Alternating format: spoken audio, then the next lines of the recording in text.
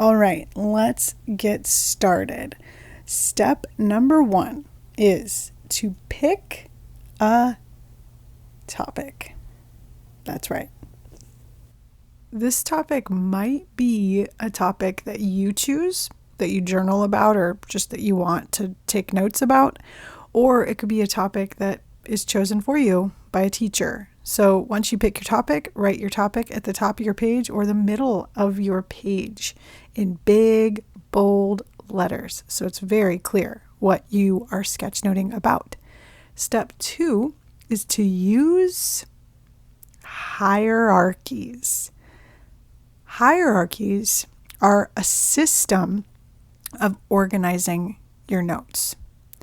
And the way that you show hierarchies in your notes is through larger words and smaller words and numbered lists, bulleted lists, boxing certain more important information, underlining important information. So you want to use these different techniques to create a hierarchy of information. What's most important? What's not as important? Step 3 is to use shapes. Shapes are your friend when it comes to sketchnoting. And shapes, really basic shapes, make up the pictures that you see. For example, a heart is just some curves. And these hearts can show the idea of a hierarchy. Circles are the beginning of stick figures. Lines make up a stick figure. So a triangle and a little square at the bottom can show a tree. Your pictures do not have to be anything fancy. A sun is just a circle with a bunch of lines.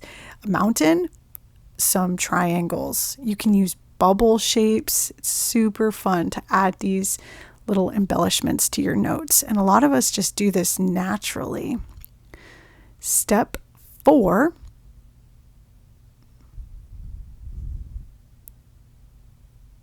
is to use arrows.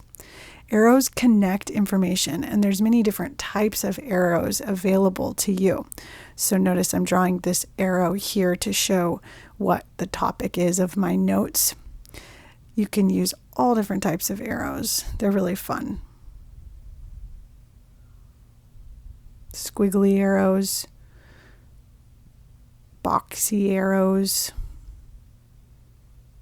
arrows that have polka dots on them. Have fun with this. Step 5 is use containers. So earlier I was talking about boxing important information, and a box is a type of container. So is a bubble. So is a circle. So is a bracket. So these first 2 steps, I'm grouping them together with this bracket and I'm labeling them. And labels are really important in sketchnotes too. I'm labeling them info. Your topic and hierarchies show info. I'm boxing the word container because that's what it means. So a lot of your pictures are going to show what the meaning of the picture is. And then the 6th step is to draw pictures. I've already been drawing pictures with shapes and arrows and containers, but you also want to add pictures to show the meaning of the information in your sketch notes. So I'm just adding a little bit of detail. So maybe my stick figure is a teacher. Maybe I want to draw a picture of a pencil and an eraser, because when you do sketch notes, it's good to have an eraser so you can erase things if the drawing isn't quite what you want or you make a mistake. I love the star symbol. Can you tell what this one is? A truck.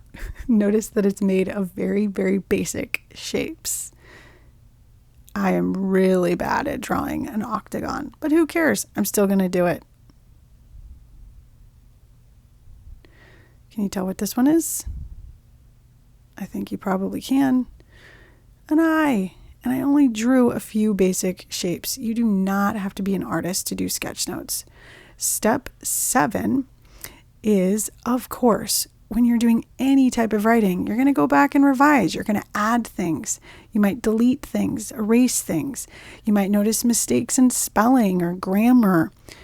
So right now I'm organizing more of my information. I'm going back and I'm bracketing all of step 3 through 6 because I feel like these are all related to the visuals of sketchnoting. What else should I change or add or fix? Maybe I'll add some more symbols to show taking things out, keeping things.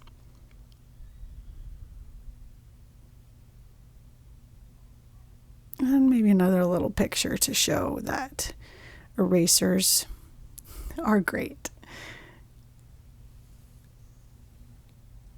You can do your sketch notes in pen though. These sketch notes are done using Apple Pen and iPad and a really fun app called Explain Everything. So it's fun to do sketch notes using digital form because you can use pen and the pen is erasable. So it's super fun.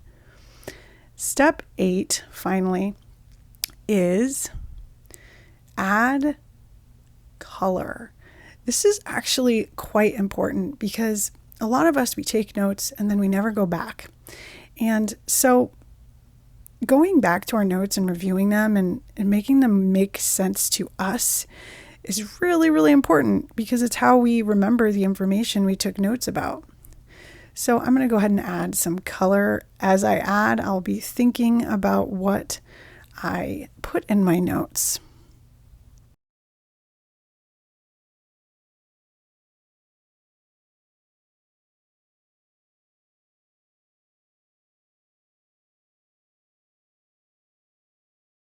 All right, here are my sketch notes about the sketchnote steps. I hope that this has helped you break this process down into bite-sized bits and that you'll start your own sketchnoting journey soon.